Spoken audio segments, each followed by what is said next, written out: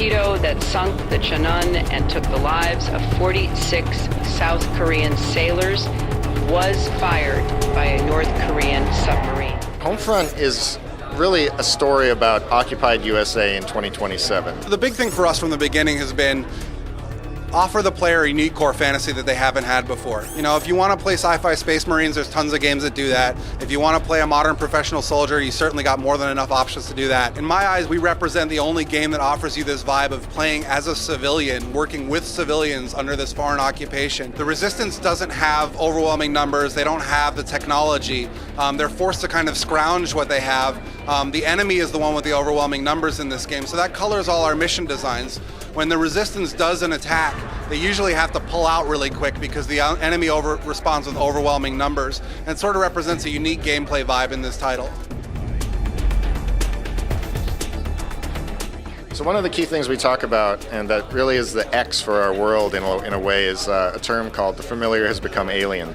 So places that you've grown up, shopped, to see those places twisted by occupation and the energy crisis and kind of the financial collapse and so on, where it's like, wow, I used to live there, I used to carry water in those white buckets, I used to shop at that store, and now I look at it and there's something really wrong with it. It wasn't about going in and saying, oh, how do we top everybody on their weapons, or how do we top the AI, or how do we top the environments? It's really about, okay, how do we sell this feeling, this emotion, this world, and how do we try and get total immersion? There's no cutscenes. It's definitely one of those things where the experience is just coming at you, right? And so it's not passive. It's definitely very, very active for the player, but we don't want to interrupt that immersion factor with, letterboxing it or doing some sort of cutscene. You have a squad.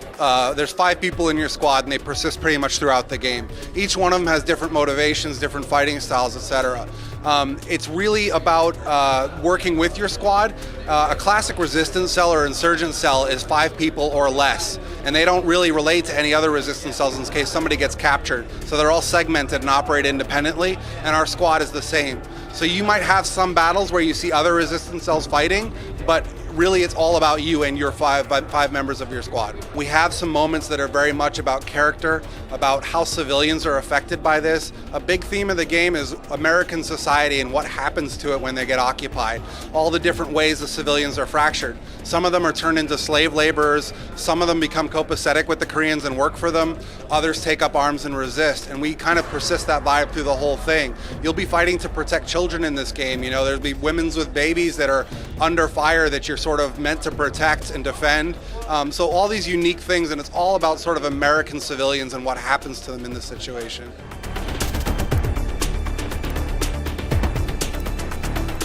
There is some future weaponry. In Frontlines, that was a really big focus, and we've reduced that a little bit in Homefront, but it's still prevalent. For example, the Goliath autonomous combat vehicle. That type of technology is in prototype today. It's actually pretty awesome when you see the videos of it and so on.